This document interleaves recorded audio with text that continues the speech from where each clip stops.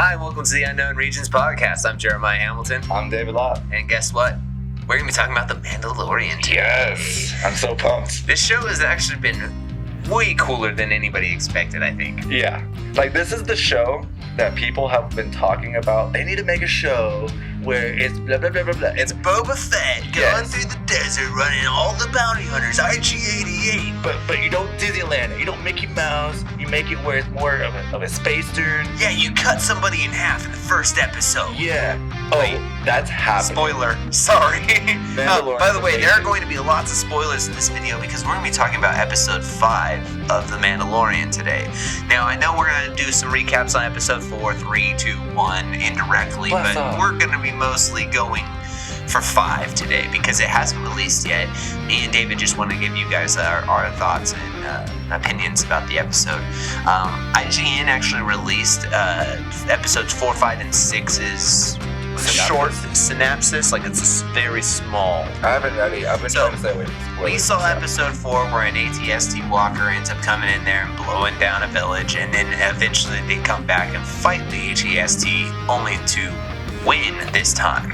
Now, they didn't really give up a lot of details about that AT-ST, and I think that we'll get into that more as we go on. David asked me about that, so I'm going to make a point about that later on. Yeah. But episode 5 is going to be The Mandalorian helps a rookie bounty hunter who is in over his head. Okay. So that's an interesting little line right there. A rookie bounty hunter, huh? So, do you think that this is going to be someone that we know already from a different content? I don't think so. I think it'll just be some new random bounty hunter that they're going to put into the show, and we're going to kind of be introduced to him having to indirectly help this bounty hunter along, because I think that the reason why the bounty hunter is in over his head is because the bounty hunter is after little baby Yoda. Yeah. And the Mandalorian's going to end up figuring that out somewhere in this episode. So do you think it's going to be something like where the guy's going after the Mandalorian in the beginning, loses the fight, and ends up being an okay person? Yeah, I think so. I think it could be one of those, and maybe possibly even a setup for the next episode, episode 6, which the listing says the Mandalorian joins a crew of mercenaries on a dangerous mission. So they kind of look like they bleed into each other, possibly. So Potentially. That's kind of cool because the first 3 episodes kind of did that, and the 4th episode was kind of a kicker off to the side with some tails into it. Like they're showing up of bounty hunter in the episode that was trying to hunt them down, and the showing of the beacon, the tracking beacon. Yeah. That was pretty much the only thing I could see that was really tying it in, other than Baby Yoda itself. Like they're on the run. How many episodes are supposed to be slated for the first season? I'm not exactly sure. I heard it was like a low number, like 8 or 10. Well, if that's the case, then we're getting close to the end here, and they really haven't wrapped anything up yet. So, if anything, if how I know Dave Filoni, everything in the last episode will kind of tie up for the rest of the season. And if it's Jon Favreau's style of an ending, it could just be a cliffhanger to set up the next season too. So, which more than likely I would expect, because with it being the first season, they need to keep people interested to come back. I don't know how long the gap is between the first and second season, but if it's going to be like Stranger Things, where it's a once-a-year deal, they're going to certainly need some sort of a cliffhanger. Well, it's proposed that this is 6 to 8 years after Return of the Jedi. So one of the things that we were talking about was the duration of time. This is actually closer to Return of the Jedi than it is Force Awakens. Yeah. So if any of you Star Wars fans have watched Resistance at all, you guys will know some of the things that the First Order does is that they hire mercenaries or pirates to attack bases that they don't want. So they want to cause chaos so that they can come in and take over the area and defend it, if that makes sense. Exactly. Yeah. So they're using somebody else to they're subcontracting somebody else to attack that area. So there's a possibility that we could be seeing that planet again later on. So what you're saying is they watched South Park the movie and they're using Operation Human Shield. Kind of. That's what I'm getting out of that. Wow, that's terrible. If you took it that way, then I guess. But they're not really doing that. They're just using...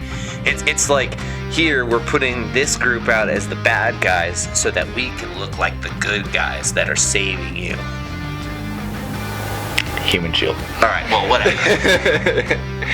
getting on to the point, the Mandalorian's actually, the Baby Yoda thing has taken over. And so now the Mandalorian has surpassed pretty much everything on the streaming platforms. Yeah.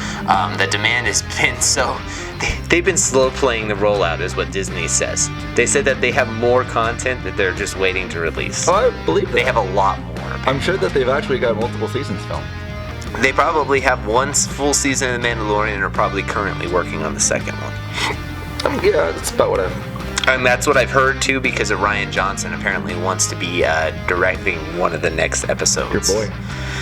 I'm not looking forward to that. That is your boy. But basically, The Mandalorian has passed pretty much everybody. Actually, no, they have passed everybody with a 31.91 times the average view watch. So what's the number 2? The number 2 is Game of Thrones with 28.26. So a whole 3% behind them. Wow. That kind of makes a lot of sense, though. I mean, Game of Thrones is over, Mandalorian's new, and we've been waiting for something like this for a long time. Yeah, that makes a lot of sense. Well, Stranger Things, which has been a really famous streaming series, is only at 18.87. So that's impressive. Yeah, exactly. Mandalorian has done some major damage over there. Yeah. And I've been impressed with this show 100%. Tell me what you guys think of The Mandalorian so far, and tell me what you guys think about episode 5 coming up and what's going to happen in your guys' heads. I truthfully haven't met someone yet that doesn't like the show, and I feel like that's just going to entice people to dog on it in the comment section now, but that's not what I'm going for. Like, anyone that's actually sat down and enjoys Star Wars and has watched the show, I've never met someone that's like, it's alright. No, everyone loves this show. Everybody loves Parfait. Tell me somebody who don't love Parfait. Everybody go night-night. Alright, well, I've been Jeremiah. I've been David. May the Force be with you. Always. Like and subscribe. We'll be there next time. Peace.